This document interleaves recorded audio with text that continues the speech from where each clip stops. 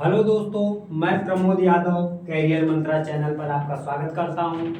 और जैसे कि हमने पहले होली से पहले कहा था आपसे कि मंडे को पहली क्लास आएगी, लेकिन कुछ तकनीकी खराबी की वजह से मंडे को हम क्लास नहीं ले पाए। तो आज हम लोग का चैप्टर स्टार्ट हो जाता है और स्पेशली हम लोग का ये साइंस का पोर्शन ग्रुप डी के लिए रहेगा। और आज हम फिजिक्स स्टार्ट करते हैं। फिजिक्स में जो हम लोग पढ़ेंगे, तो आज फिजिक्स का पहला पोर्शन जिसको मैकेनिक्स कहा जाता है या यांत्रिकी यांत्रिकी ही पढ़ना है हमें। और यांत्रिकी की चैप्टर का नाम है मापन एवं मात्रक। तो मापन एवं मात्रक।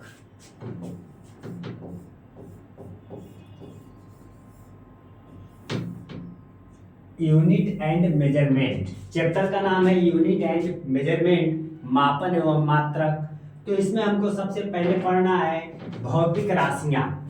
तो भौतिक राशियां कहते किसे हैं हम? Physical quantity.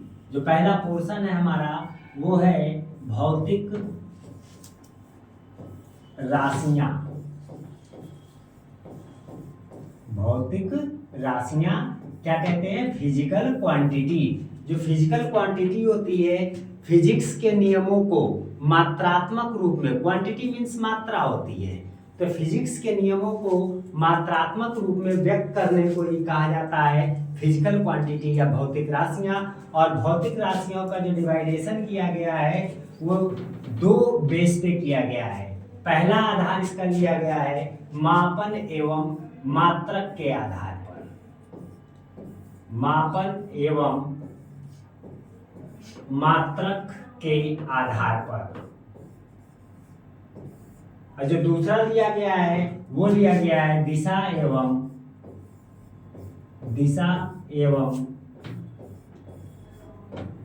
परिमाण के आधार पर। दिशा एवं परिमाण के आधार पर। तो जितनी भी फिजिकल क्वांटिटीज हैं, इनका जो क्लासिफिकेशन किया गया है उसके दो बेस लिए गए हैं। पहला लिया गया है मापन एवं मात्रक, measurement and unit, based on measurement and unit, मापन एवं मात्रक के आधार पर। दूसरा जो लिया गया है दिशा एवं परिमाण के आधार पर। तो मापन तो हम जानते हैं, किसी भी चीज को मापने की प्रकृति को क्या कहा जाता है? मापन कहा जाता है। और जिससे मापा जाता है उसे क्या कहते हैं? मात्रक कहते हैं। मापन क्या होता है? किसी भी चीज को मापने को मापन कहते हैं, और जिससे मापा जाता है उसे मात्रक कहते हैं। दिशा, डायरेक्शन, सभी लोग जानते हैं दिशाएं चार प्रकार की होती हैं। लेकिन एक शब्द आता है परिमाण, जिसको कहा जाता है मैग्नीट्यूड।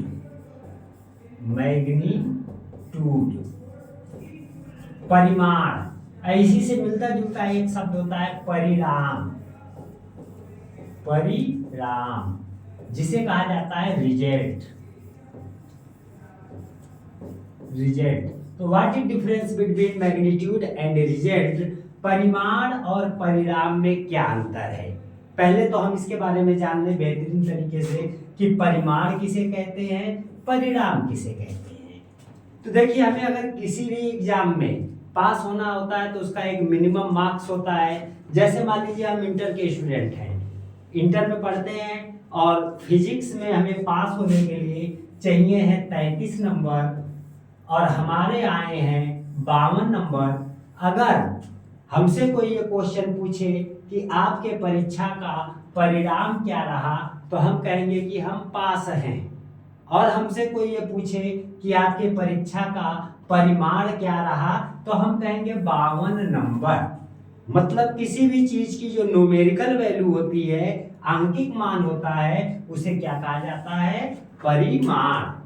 क्या कहते हैं दोस्तों? परिमाण कहते हैं उसे। किसी भी चीज की न्यूमेरिकल वैल्यू को परिमाण कहा जाता है। तो जितनी भी क्वांटिटी होती है फिजिकल क्वांटिटी, उनको जो डिवाइड किया गया इन बेस के आधार पर, तो मापन एवं मात्रक के आधार पर इन्हें 3 पार्ट में डिवाइड किया गया है। पहला जो है जिसको कहा जाता है डिराइव क्वांटिटी, या उसको हम कहते हैं भौतिक राशियां। जो पहली होती हैं 3 प्रकार की राशियां। कौन कौन सी? पहली होती है मूल राशि। मूल राशि इसको कहा जाता है फिजिकल मूल राशि, या हम इसको कह सकते हैं आपकी जो है मूल राशि को कहा जाएगा, एक मिनट, मूल राशि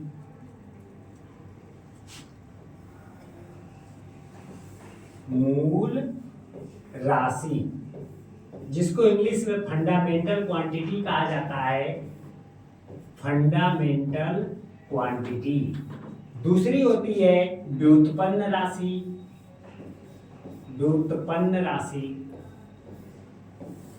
जिसे क्या कहते हैं? Derive quantity. तीसरी होती है पूरक राशि। पूरक राशि जिसे कहते हैं सप्लीमेंट्री क्वांटिटी। तो जो दोस्तों मूल राशियां जो हमारी होती है फंडामेंटल क्वांटिटी, ये कितने टाइप की होती हैं? 7 टाइप की होती हैं। और जो हमारी पूरक राशियां होती है सप्लीमेंट्री क्वांटिटी, ये 2 टाइप की होती हैं। यानी जितनी भी क्वांटिटी हैं सब में इन 9 टाइप के अलावा जितनी भी क्वांटिटी होंगी सभी क्या होंगी? डिराइव क्वांटिटी के नाम से जानी जाएंगी, उनको व्युत्पन्न राशियां कहते हैं। तो कौन कौन सी 7 टाइप की होती हैं और ये कौन कौन सी 2 टाइप की होती हैं, इन पे चर्चा हम अगली क्लास में करेंगे। और दिशा और परिमाण के आधार पर राशियां 2 प्रकार की होती हैं। कौन कौन सी होती है? पहली होती है अदिश राशि। अदिश राशि जिसे कहते हैं स्केलर क्वांटिटी। और दूसरी होती है सदिश राशि